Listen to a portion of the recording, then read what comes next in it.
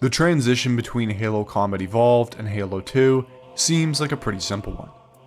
Chief escapes the destruction of Installation 04, sets a course for Earth, and returns. But this couldn't be further from the truth. In the 4 weeks between the respective games, Chief steals a Covenant battle cruiser, returns to the glass planet of Reach, and conducts what would be known as Operation First Strike, a counterattack that would halt an overwhelming Covenant invasion of Earth. This topic is quite dense, however, so I've decided to leave no stone unturned and make this into a multi-part series rather than gloss over important bits of the story. With that said, let's get right into it. September 22nd, 2552. Halo Debris Field. Aboard UNSC Longsword Fighter. The Master Chief took a brief moment to reflect on the events that had transpired. He recalled the defense of Reach, the death of his lifelong friend and fellow Spartan Linda, the glassing of the planet he called home, the short cryo trip into Pillar of Autumn, then Halo, and then the Flood. He fought his revulsion at the thought of those things. Everything in him ached, and he wanted to forget it all, especially the Flood. More than physical exhaustion, John was mentally drained. It took everything in him to survive the events of Alpha Halo, and the Flood had left a scar on his conscience. The creatures were the most terrifying enemy he had ever encountered. He hoped that he'd seen the last of them. Scan it again. Already completed. There's nothing out there. I told you, just dust and echoes, Cortana responded. Despite having survived the horrifying events of Halo, Master Chief and Cortana were far from safe. They had no slipspace drive, no cryopod, and only enough air, power, and fuel for a few more hours. If they couldn't find something, anything out there, and fast, they were as good as dead. Just as Cortana reluctantly performed another routine sweep of their surroundings, she picked up something. The distinctive bulbous silhouette of a Covenant cruiser edged into view. Chief sat motionless, with his hand hovering over the longsword's weapon controls. But nothing happened. The cruiser passed by them harmlessly. Cortana, being a third-gen smart AI, was able to infiltrate the Covenant battlenet, allowing her to piggyback off the Covenant cruiser's signals and communications. They were looking for survivors from Halo, friendly or not. Another ship slipped into view, then another. Finally, Chief saw the flagship directing the Covenant force. Having nothing else to do but wait, he took stock of the tools they had at their disposal. Moray space mines, and an assault rifle with 13 rounds in the magazine. Not much if they were going to go against a Covenant battle group. Got something, Cortana said. It could be a cryotube. Before the Pillar of Autumn crash landed on the ring, it ejected any active cryo units into space for potential recovery. The problem was that the Covenant cruisers would stumble upon the pod long before Chief and Cortana did. Had they used the longsword burners to reach it, they would instantly alert the Covenant of their presence through a distinctive heat signature. Instead, Cortana vented the longsword's bay for propulsion, and simultaneously jammed Covenant sensors, allowing them to reach the cryopod in time, discovering that it was in fact 3 separate pods fixed together. 3 survivors of the thousands aboard the Pillar of Autumn. Chief only wished there were more. New contact, Cortana said. Whatever it is, it's stuck on a chunk of rock half a kilometer in diameter. Based on its shape, it was most definitely a UNSC Pelican. Before they could deal with that, however, they needed to get the cryopods aboard. Chief went to the longsword's bay, maneuvering the pods perfectly into the ship. Just then, the Covenant cruisers spotted them, their plasma turrets beginning to warm as they threatened to obliterate their ship. The longsword released a volley of missiles, which splashed harmlessly across the Covenant cruiser's shielding. The Pelican blasted off from its hiding place. As soon as Chief and the cryopods were secure, Cortana began evasive maneuvers, managing to barely escape the cruiser's fire.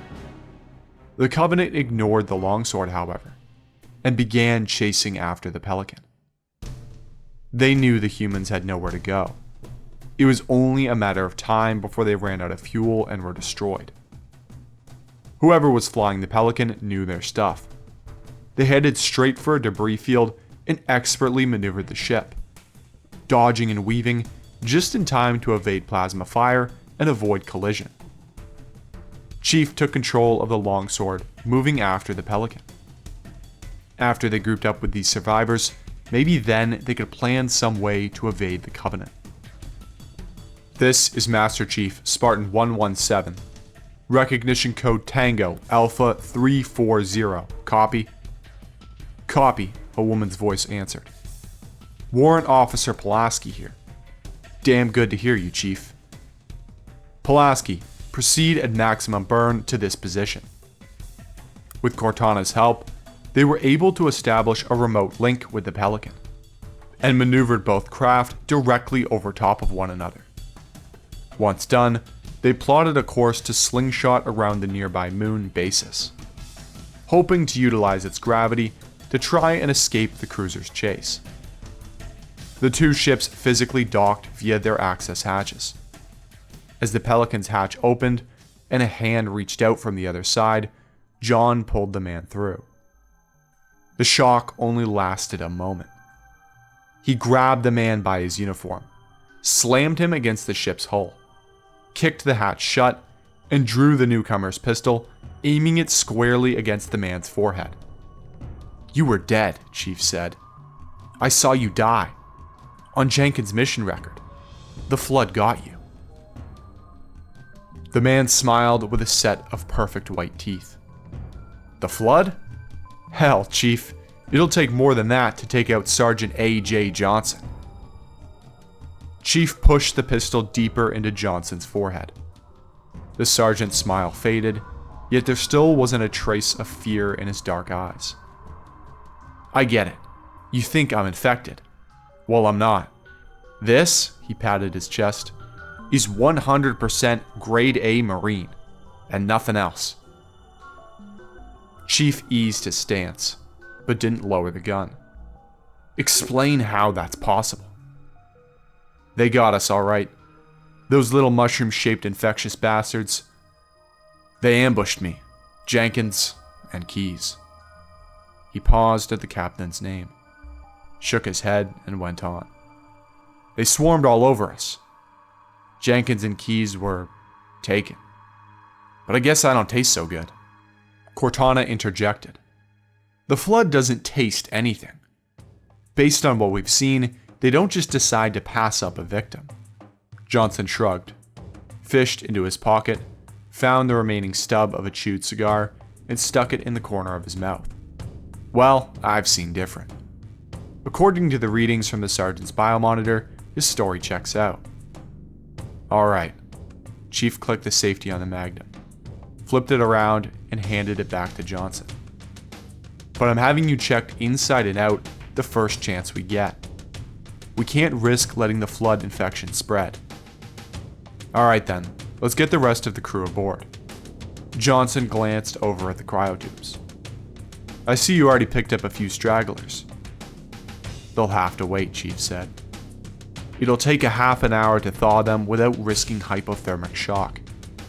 We don't have that much time left before we re-engage the Covenant." "Re-engage? Good. For a second, I thought we were running away from a perfectly good fight." Johnson opened the hatch to the Pelican. A Marine corporal drifted in, the name Locklear stitched to his uniform. Chief spotted the Marine's shoulder patch. He was one of the elite ODSTs. He was in near disbelief at the sight of a Spartan. Another man gripped the edge of the hatch. A first lieutenant in a crisp black uniform, with the Latin words Semper Vigilans on his shoulder. a member of the Office of Naval Intelligence. The last person across the hatch was a woman. She wore the flight suit of a pilot, and her shoulder patch indicated that she was the same outfit as Fohammer, the 23rd Naval Air Squadron. With everyone now together, the chief discussed his plan. Ultimately, their goal was to escape the Covenant and return to human-controlled space.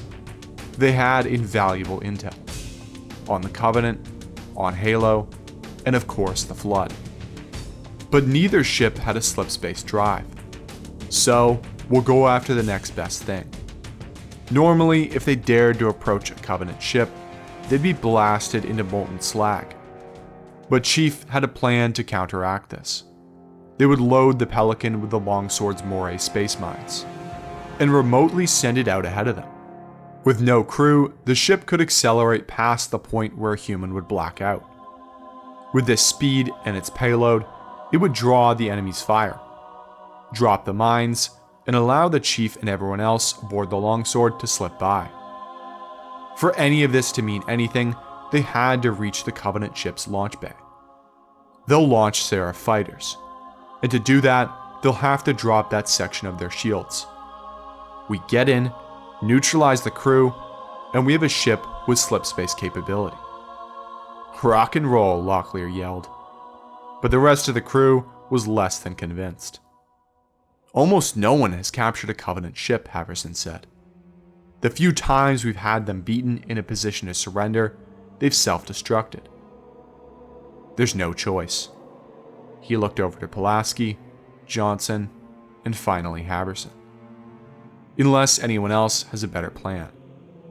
They were silent. Anything to add, Cortana? Our exit burn leaves us low on fuel, and traveling at high velocity on an intercept course with the flagship. There are overlapping fields of enemy fire on our approach vector. We have to deaccelerate and dodge simultaneously. That will be tricky. Pulaski will be on that, Chief said. I need you to link with the flagship's intership battlenet. When we're close, you'll need to shut down its weapons, jam its communications. Lieutenant Haverson, I'll need you to program the Moray mines. Set half to detonation on impact, and the rest to detach and track any enemy ship on our approach. 2 crates and a duffel bag pushed through the open access tunnel to the Pelican. Locklear emerged from the opening and sealed the hatch. That's it, Chief. An HE pistol, 2 extra MA5Bs, an M90 close assault shotgun, and a crate or so of frags. A dozen clips for the rifles, but only a few shells for the shotgun. Chief took 4 grenades, 6 magazines, and snapped a fresh one into his MA5B. The sergeant grabbed a rifle and some ammo as well. Orbital burn in 10 seconds, Pulaski said. Dog the rest of that, Chief told Locklear, and brace yourself. The Pelican detached. The Moray mines began to arm and disperse, and the Longsword's engine roared to life. Pulaski cried out. They were waiting for us. The flagship was close. Too close. It had anticipated their orbital trajectory. But it hadn't counted on them coming straight for it. If they hadn't, the ship would have been in perfect perpendicular firing position. The bulky Pelican began to draw fire from the cruisers. Bits of the ship began to melt off. Pulaski used this opportunity to close the short distance, maneuver past the plasma fire, and head straight for the ship's bay. As they approached, the launch bay released half a dozen Seraph fighters. The Chief was right. This was their opportunity to slip in. The Moray mines drifted towards the Seraphs, exploding them into a purple mess. The Longsword flew by at remarkable speed, slamming into the Covenant Bay at over 300 meters per second. Grunt technicians scrambled as they attempted to escape the fire. Covenant engineers struggled to put out the flames and repair burst conduits, as a few brave grunts approached the human ship, plasma pistols drawn. External atmosphere stabilizing. Please feel free to get up and move around the cabin. Locklear scrambled to his feet, yanked his MA5B's charging lever, racking around into the chamber. and yelled, "Let's rock." Good work, people. Chief stood up, arming himself with his rifle. But that was just the easy part. Plasma bolts struck the longsword's hull as a legion of grunts darted around the bay, slipping in and out of cover provided by the numerous docked Seraph fighters. Pulaski flipped a switch, and the landing gear lifted the ship up half a meter. Guns clear. Bye, boys. A hail of 120mm rounds tore through the grunts and the Seraphs alike, until all that remained was rubble and a pile of corpses. Chief moved toward the longsword's bay. "We're going in. I'll lead. Locklear, you're up with me. Sergeant, you've got the rear." "You'll have to take me too," Cortana said. "I've pulled a schematic of the ship to navigate, but the engineering controls have been manually locked out. I'll need direct access to the ship's command data systems." John punched a key on the computer terminal, dumping Cortana into a data chip, and inserted it into his neural interface. The familiar mercury and ice sensation flooded his skull as Cortana connected into his systems. He nodded at Johnson and Locklear. "Let's go." As the hatch opened, a pair of grunts who had crouched near the longsword to protect themselves flew backwards onto the deck from Locklear's fire. 3 more targets were painted on Chief's motion tracker. He took aim in their direction and spotted a trio of Covenant engineers. Slowly, he removed his finger from the trigger. The creatures were no threat. "Strange, there's no welcoming committee yet," Cortana whispered. "I looked over the ship's personnel roster. 3,000 Covenant, mostly engineers. There's a light company of grunts, and only 100 elites." Chief was surprised. A ship this size was usually crewed by thousands more. Had they somehow gotten lucky? He waved everyone forward toward a heavy door leading to the bridge. The rattle of assault rifle fire echoed in the bay. Chief spun around, weapon drawn toward its source. Locklear stood over the corpse of an engineer and fired another burst into the fallen alien. "Don't waste your ammunition, Corporal," Johnson shouted. "They may be ugly, but they're harmless." "They're harmless now, Sarge." Locklear wiped a splatter of blood from his cheek and continued on. Chief tended to agree with Locklear's threat analysis of the Covenant. When in doubt, kill. Still, he found the young Marine's actions unnecessary, and a little bit sloppy. As the team formed up on the door and began to interface with its controls, it suddenly opened. 5 elites stood directly opposite to them, seemingly just as surprised and unprepared as they were. Chief fired 2 bursts of his assault rifle over Pulaski's head. They impacted with a satisfying thud. The elites hadn't activated their armor's shields, and the rounds pierced through them, killing them instantly. A whine of plasma fire rang out as blue-white plasma crashed into Chief's shields. His vision clouded from the flare of energy discharges, and he struggled to get a bead on the last elite. It drew its plasma pistol, but Pulaski drew her sidearm faster, hitting the elite squarely in the head with multiple rounds. At the same time, Locklear and Johnson released a hellfire of FMJ into the corridor, making short work of the other 2 elites. Just as the team took a moment to relax, 10 meters down the passage, a dozen more elites rounded the corner. "Sergeant," Chief yelled. "Door control, now!" Johnson fired a burst into the door's interface just as they began to take fire. "Cortana," Chief said. "We need an alternate route to the bridge." Across the bay, a small door slid open, revealing a narrow corridor. The space was so tight that Chief had to disable his shields to squeeze by. He didn't like it, but he had no other choice. Smoke and sparks poured from the door's seams as the Covenant forces on the other side began to burn their way through. The team quickly slipped in the passage before they could be detected. "This looks like a service corridor for their engineers," Cortana said. "Those elites will have a tough time following us." After a few minutes of traversing the passage, they stumbled upon a data port. After Chief inserted her data chip, Cortana integrated within the ship's systems, infiltrating and taking note of all its details. She first pulled up a schematic of the vessel. "Proceed 30 meters down here, and turn left," she said. Cortana was inherently built for this kind of software intrusion. Every Oni code-breaking trick had been programmed within her and utilized to maximum efficiency. When she first entered the flagship's network to disable its weapons, it had been easy. Now, after they noticed the initial intrusion, their systems were on high alert. Cortana could detect another AI within the ship, a Covenant one, and it didn't exactly appreciate her presence. Now, with access to the thousands of cameras within the ship, she could see a dozen elite hunter-killer teams sweeping the corridors. She scrambled the tracking systems, generating electronic ghosts of the Chief and his team. Examining the ship's schematics, she discovered a secondary route to the command center. "Chief, there's another way to the bridge.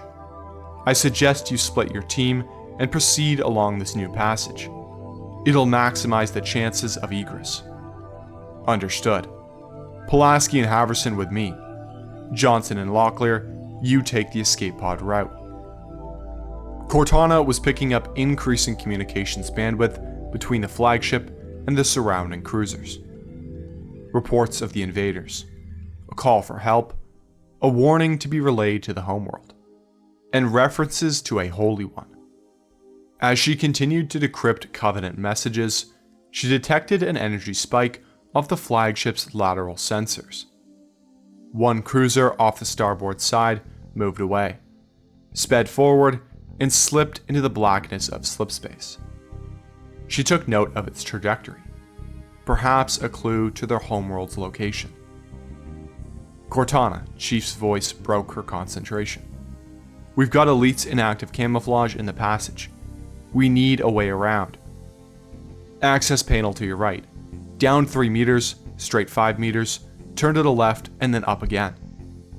While she directed Chief, she interfaced with the atmospheric processors. She generated 1,000 Covenant codes in a microsecond.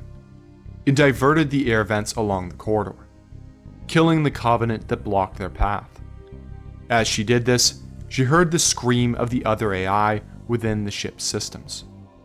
A terribly distorted and almost human sound. Chief and his team made it just outside of the bridge. "Cortana, can you tell me how many are inside?" "Negative. They've disabled the bridge sensors. Expect anything." "Sergeant, you and Locklear get in position." "Roger that, Chief." Energy surges on the flagship's lateral side materialized. The remaining cruisers turned, plasma weapons warmed and ready to fire. "Plasma grenades on my mark." "Mark!" Normally, 100 grenades wouldn't be able to blast through Covenant doors, but when plasma grenades detonated, they disrupted electronic signals and shielding. The Chief dug his gauntleted fingers into the door. He pushed them apart as hard as he could, but they only budged a few centimeters. His motion sensors pulsed a warning. There was movement directly on the other side of the door. He quickly shoved the muzzle of his assault rifle into the narrow opening and squeezed the trigger. After unloading a burst of fire, he gripped the door once more, trying to force it open. Plasma washed over him, yet he ignored his suit's warnings and pushed on. Once it opened a meter wide, he rolled to the right. "Marines," he yelled, "suppressing fire." On the other access hatch to the bridge, Locklear and Johnson fired into the opening. Chief interfaced with his shielding systems. Something had gone wrong. They failed to recharge. He reset the software, but to no avail. The Marines' shooting stopped. "I'm out," Locklear shouted. "And I'm in." Chief rushed into the room, stepping over a dead elite on the floor. He scanned the circular room. 3 engineers huddled in the corner in fear. Suddenly, the Chief caught motion in his peripheral vision. An elite in jet black armor materialized from the wall display, the light-bending camouflage dissolving. It strode toward Chief, roaring a challenge. He snapped his rifle forward, squeezed the trigger, and 3 rounds spat from the muzzle. Then the bolt locked. The ammo counter read 0. The shots flared against the elite's armor, but one lucky bullet managed to penetrate its armor, deformed its shoulder. Yet the creature shrugged off the injury and kept coming. Haverson charged into the room, magnum in hand. The elite pulled a plasma pistol and fired at him, but never took his eyes off the Chief. Haverson cursed and scrambled out of the room as a plasma bolt slashed out at him. Chief altered his grip on the rifle and crouched in a low fighting stance. Even without his shields, he was confident he could win a fight against a single elite. It removed its helmet, dropping it to the floor. Its plasma pistol clattered to the deck a moment later. It leaned forward and its mandibles parted. In what Chief guessed had to be a smile. It moved closer, and a blue-white blade of energy flashed to life in its hands. Chief ducked, slammed the butt of his MA5B into the alien's midsection. It doubled over, and Chief brought his rifle butt up to smash its skull. But the alien rolled back, slashed at the Chief, splitting the assault rifle in half. Even though the blade missed his armor, the Mjolnir suit's internal temperature still rose rapidly from the intense heat. He couldn't afford to dance around. He was forced to do something the elite wouldn't expect. He stepped forward and grabbed its wrists. The bands of muscle on the elite's arms were iron hard. It struggled to escape the Chief's grasp. Chief wrenched the alien's sword arm, forcing the blade away. It blurred perilously close to the Chief's head. A wash of static overcame his HUD. Chief had seen energy swords cut through ODST armor in a single slice, and even gouge wounds in titanium A armor plating. Worse, this elite was tough, cunning, well-trained, and unlike the Chief, hadn't spent days fighting on Halo. The Chief felt every wound, injury, and strained tendon.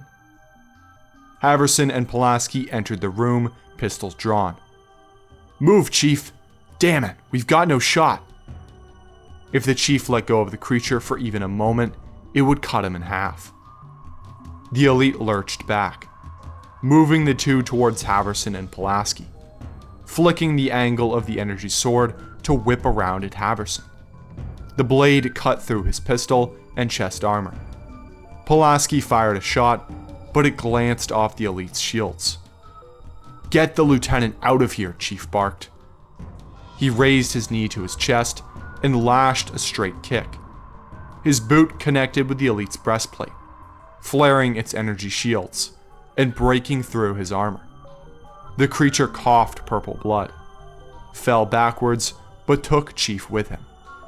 The two continued to struggle with one another, and as they did, one of the Covenant cruisers released a lance of plasma fire at them. Still locked on, the two regained their footing, but despite their struggle, the Chief felt the creature getting stronger. His grasp loosened on his wrists. Chief caught motion out of his peripheral vision. Johnson and Locklear still struggled to get their hatch open more than a crack. "Sergeant, prepare to fire." He tightened his grip on the elite's sword arm, shoved his forearm into its throat, and slammed the creature into the partially opened hatch. During his maneuver, its energy blade managed to cut into his Mjolnir armor, boiling through the alloy that protected his upper arm. "Sergeant, now! Fire!" Gunfire erupted from the hatch, oddly muffled because the rounds impacted directly into the elite's back. It snarled and contorted, but held onto the Chief with unwavering strength, sawing the blade deeper into his arm. Hydrostatic gel mixed with the Chief's blood oozed out. "Keep firing!" A bullet hole appeared through the elite's broken chest plate. Bits of shattered armor and torn flesh splattered over the Chief. He slammed the creature into the bulkhead, and a control panel behind it sparked. The door to the bridge's escape pod corridor hissed open. The alien was off balance now. It dropped its energy blade, as Chief forced it back step by step. Finally, he twisted the elite to his right and slammed an open-handed strike into its wounded chest. It howled in pain and flew back. Get off this ship.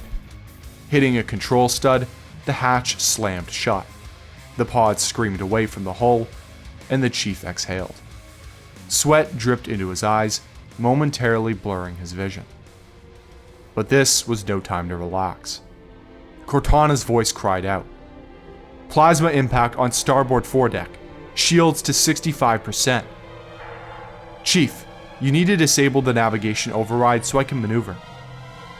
Pulaski and Haverson strode in. Haverson clutched his chest and grimaced in pain. Pulaski put a hand on the Chief's shoulder. That's bad. Let me get a first aid kit from the longsword and... Chief shrugged off her touch. Later. Cortana, show me what to do. After Chief did what she asked, Cortana now had full control of the ship. Now they could escape these damn cruisers, boot up the slipspace drive, and disappear. Oh no, Cortana said. The ship's slipspace generator is inert. The disabled nav controls were a trick. That Covenant AI lured me here while the drive was physically decoupled. Upload the coordinates to power coupling, Chief said. I'll take care of it. 2 more plasma torpedoes impacted the ship. Energy shields collapsing. Brace. The power coupling coordinates, Chief insisted. A route appeared on his HUD. The engineering rooms were 20 decks below the bridge. Those won't do you any good. They're bound to be elite hunter-killer teams waiting for you. Even if you manage to remove them, we don't have the tools or expertise to repair the systems. Chief looked to one of the engineers in the bridge. Tell this thing, I'm taking it to fix something. Cortana emitted a screech of high-pitched chirps, and the engineer's eyes dilated. It floated over to the Chief and grabbed onto him. Everyone else, stay here. Protect the bridge. Cortana initiated evasive maneuvers, but it was only a matter of time before the hull would be breached. If they wanted to survive, they had to get the slipspace generator back on. Without an understanding of the guiding magnetic fields, the flagship's plasma turrets were no more useful than fireworks. Cortana was annoyed. She swore she would erase this rogue AI the moment she caught it. She had one last trick to escape the incoming plasma fire. She overloaded the reactors and plotted a close slingshot orbit around the gas giant threshold. The cruisers simply followed, like a pack of predatory birds after their prey. Chief went down the elevator, reaching the engineering deck. The Hurugok simply followed along with him. Despite often serving the Covenant, engineers had no stake in the war. They simply lived for the repair of mechanical systems and the preservation of Forerunner technology. They cared not for the side which they helped. Their single-minded focus would come in handy here. Chief reached the reactor room, spotting the silhouettes of Covenant grunts. It came as a relief to him. Had it been elites, the ensuing fight would have been much more challenging. Still, his shields were gone. His suit's armor breached. A single lucky plasma shot could inflict third-degree burns. Immobilize him, giving the aliens a chance to take him out. Chief flexed his wounded shoulder, as pain lanced across his chest. He banished his discomfort and concentrated on the fight ahead of him. Having already spent all his ammo earlier, he only had grenades. But using them wasn't an option. It would destroy the generator. That left stealth and outwitting the grunts. Maybe he'd use the grenades after all. Chief strapped 3 around an optical cord and set it on the elevator shaft, programming them to automatically explode in 1 minute. He then primed another grenade and threw it to the far wall. He quickly ran ahead and slipped into the shadows, ensuring that the engineer would be blocked from any shrapnel. A moment after the explosion, A grunt ran out, plasma pistol in hand, and fired through the hallway aimlessly. Another 4 grunts popped out of cover as plasma sizzled by. They ceased fire and began to approach. The group of 5 walked right by the chief and investigated the elevator. As they realized the trap and turned to run, a massive blast of plasma enveloped the elevator. Bits of meat and metal spattered along the corridor. A needler skidded to a halt beside the chief. It was cracked, its energy coil dim. Still, he grabbed it, tried to activate the weapon, but was out of luck. The engineer snaked a tentacle around the weapon, cracked the case, and with needle-fine cilia, swept over its inner workings. A moment later, it reassembled the needler and handed it grip first to the Master Chief. He waited, holding the needler tight in his hands. No need to rush. Let the enemy come to you. A grunt poked its nose over a crate and took a blind shot down the corridor. As it did, Chief released a flurry of shards, which propelled down the passage, impacted the grunt, and detonated. He waited and listened, but only heard the hum of the reactor. He moved down the corridor, needler at the ready, in case any camouflaged elites were lying in wait.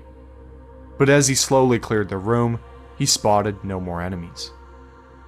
The engineer floated over to the generator. "Cortana," Chief said. "I've gotten to the coupling. The engineer appears to know what he's doing. You should have power for the slipspace generator in a moment." Cortana's voice crackled over the comm. "Chief, it's too late." And that's where we'll end it off for today. Thank you all for watching. I hope you enjoyed my narration in this video. As I said in the beginning, this is part 1 of my exploration of the events after Halo Combat Evolved, as detailed in the book First Strike. This is hands down my favorite Halo book, and I want to give it justice by making this into a more in-depth series rather than a simple breakdown of the events. I think that way I'm better able to explore the interesting tidbits of lore more fully. If you enjoyed this video and do want to see a part 2 and more, please give it a like and let me know in the comments down below. Thank you all so much for watching, and I'll see you guys in the next one.